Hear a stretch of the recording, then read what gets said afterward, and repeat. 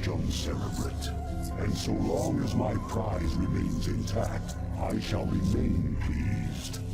Thus its life and yours shall be made as one. As it prospers, so shall you. For you are part of the swarm. If ever your flesh should fail, that flesh shall be made anew. That is my covenant with all Cerebrates. Now you have grown strong enough to bear the rigors of warp travel with the swarm. Thus we shall make our exit from this blasted world and secure the Chrysalis within the hive cluster upon the planet Char. Remnants of the Protoss fleet still linger within this planet's orbit. They will attempt to block our exodus at every turn. My brood shall aid you, Cerebrate, should you require assistance.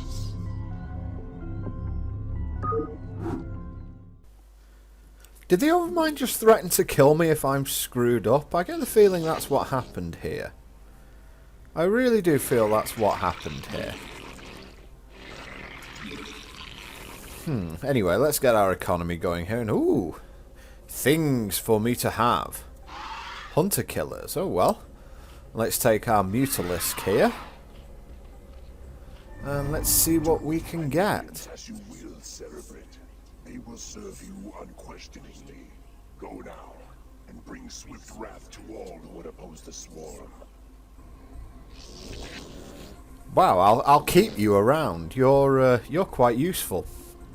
Hunter killers are basically legendary in inverted commas hydralisks.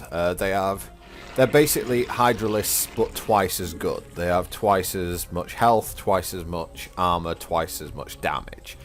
So they are ridiculously good. So we are, to be honest, you could probably win the mission even with just the hunter killers and maybe a couple of hydras, and that'd be a lot. But at this point we're just going to bring our economy to bear. The Protoss really aren't a threat on this mission. As you said, it's remnants of the Protoss fleet. Because apparently between the kicking that they took from the Terrans in like mission 9, I think it was, of the Terran campaign, or mission 10 if you count the tutorial, the new Gettysburg mission. The Protoss have really been feeling it recently, so they haven't really got their full power on this world. And as for the humans that used to be here, yeah, they're not doing so good either. So we're going to take whatever's in our Chrysalis, get the hell off this world, and head towards the world that the Zerg have kind of made their own on this, and that's Char. Now, a little bit of backstory on the Zerg. Mengs described them as a Confederate weapons test. That's obviously the last thing they are. They are not a creation of humanity. Their origins are a lot more sinister than that. They were created by the Xel'Naga, who also created the Protoss. As you can see, Zealots really do take a beating. However, the Zerg, the Protoss were deemed a failed creation, and the Xel'Naga went and created the Zerg, and hoping this time to sort of avoid the conflict and strife that had happened with the Protoss. And the conflict and strife that erupted was that the Zerg wiped out the Xel'Naga. So basically we are dealing with the race that wiped out the Protoss gods, and they're now hell-bent on assimilating the Protoss and trying to become perfect. And here's the idea: more drones, more drones, more drones. However, as has been written into the canon of the game, Protoss are immune from infestation or being made part of the Zerg swarm. So how the Overmind intends to do that, we're not actually sure. Now, of course, there's been some sort of retcon and story development in Starcraft 2, but I don't want to get too ahead of myself here. The backstory of the Zerg hasn't really been retconned too much, but, you know, sort of motivations and everything are very easy to retcon, and that's what's kind of been done.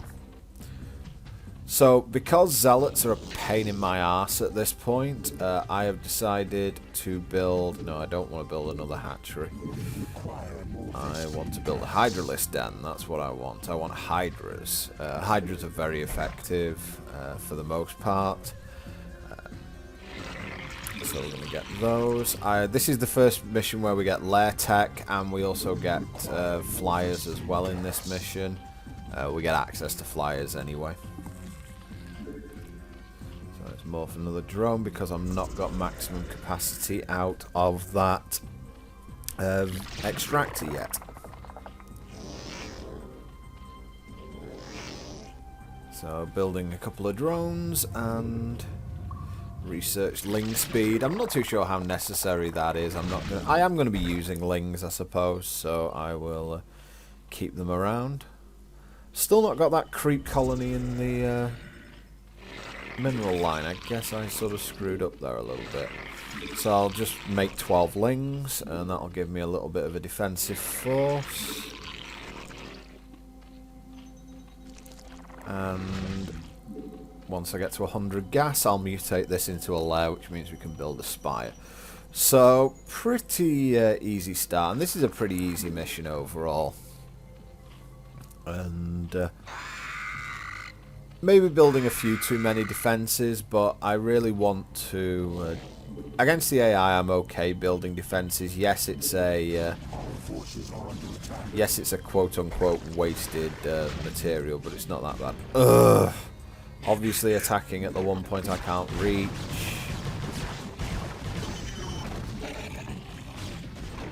But yeah, Zerglings will, you know, I'll lose a couple of Zerglings when going after this Dragoon, but should be okay. But Slowlings are seriously, like, not the best. So they become a lot more dangerous once they're leveled up for sure.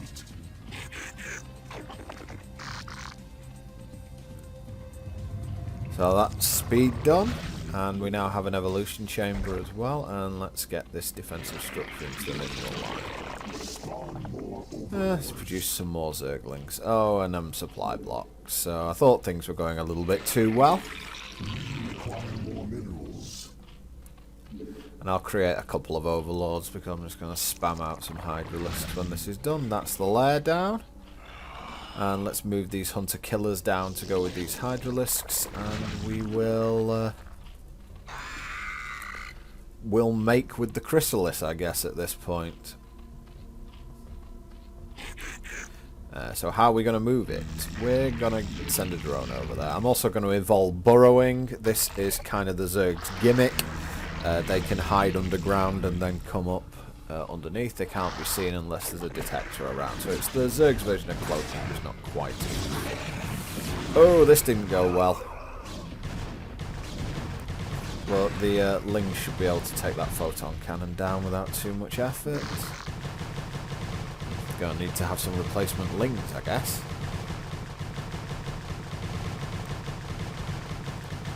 Now, what I'm hoping to do, at least for 2015, is I'm hoping to end up with... I would say I'm trying to aim for somewhere like 20 videos a month. I think that that's reasonable, considering I have, you know, I have the whole full-time job sort of thing going. So this isn't my, you know, this isn't something that's a full-time deal for me. But I feel like 20 vids a month is enough for, you know, enough to keep things nice and ticking over, keep the channel active, keep you guys happy, hopefully.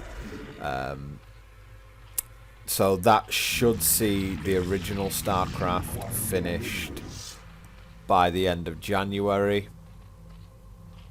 And it should also see me start a new game in February, which I'm not too sure what I'm going to do yet on that front, but we're along, you know, we're away from that yet. It'll probably be a track theme game of some description. More than likely it'll be Elite Force 2 or something along those lines, because I haven't done that yet, have I? So we're continuing to build up our forces. I'm researching, I think that's only +1. It might be +2 as far as missile attacks go. So I've now got my group of 6 Hydras, 6 Hunter Killers, and here's me just pointing out that Hunter Killers are insane. Bring some Lings as well. One thing that I did learn while doing this, it's been a long time since I've played Starcraft in any form. One thing I did learn is it's very important to mix up your unit composition.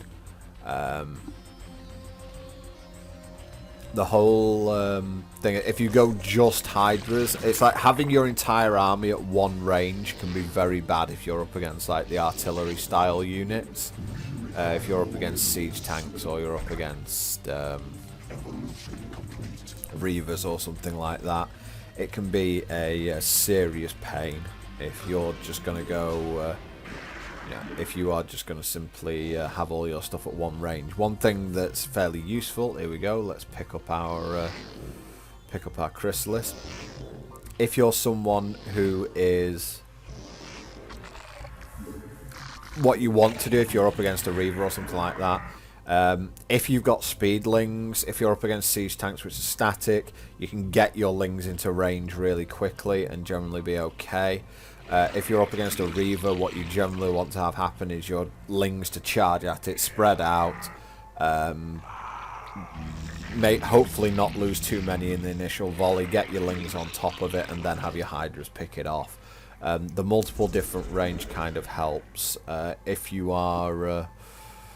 If you're at the same range, then something like a Reaver or Siege Tank will just obliterate your army, or just do like unforgivable amounts of, it will do unforgivable amounts of damage to your group. So we're going 24 Lings and 12 Hydralisks. Unfortunately, I'm a little bit 1A when playing this game, or 1A, 2A, 3A as it were, because you can't really 1A. So I'm afraid my micro is going to be pretty awful throughout this, which might not do me very well when I'm playing as Protoss, because you have to be a lot more careful with your units. And obviously one of my Hunter Killers has decided to come over here, which is pretty much the main Protoss base, base area, but like the area where they have the most units. My Hunter Killer survived though, which I'm very surprised at. But yeah, my Lingers are getting assaulted from all angles here, which is not really the best. I'm going to have to end up replacing them, I think, here. No real bother. 24 Lings is just 600 minerals, so I already have that in the bank.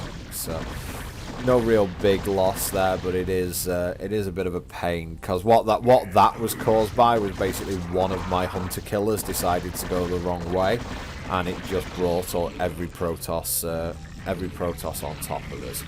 But we'll do some Ling replacement. That won't take very long, and then we'll be back on course with our probe here.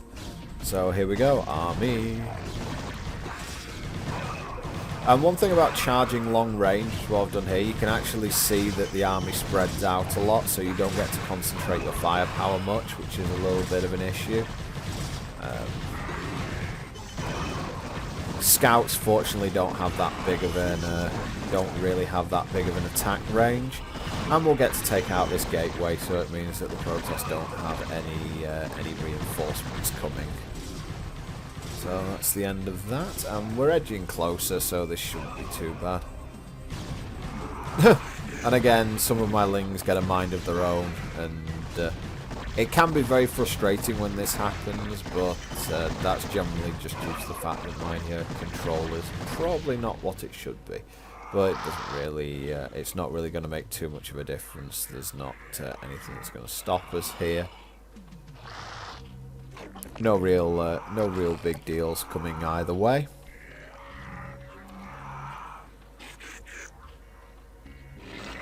And yep, my Lings are down again, so you know what we're going to make? More Lings. So I do like trying to use Lings in the later game, because I realise how good they are, but the problem is that you know, because you're attacking an entrenched position, Lings often aren't as good as they should be. A lot of the single-player campaign doesn't really show off how good a lot of the units are in the multiplayer campaign, or the well, not multiplayer campaign, but in multiplayer. For example, the big one on the Terran side is vultures. You know, you pretty much never use them in the campaign, but in multiplayer, they were a very, very highly used unit. So let's pick everything up. Well, I might as well research 2-2 while I'm at it. Just researching more attack, but I think I'm going to lose patience very shortly and just charge in. There's not a long way to go, and there's not many Protoss forces between us and where we need to get going, so that's not really going to be much that gets in our way here. I don't think I need to go down here.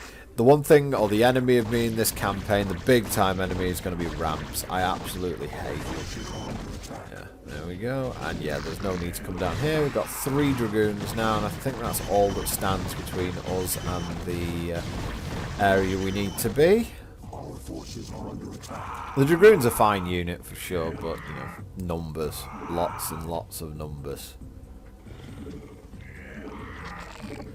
The swarm is numberless.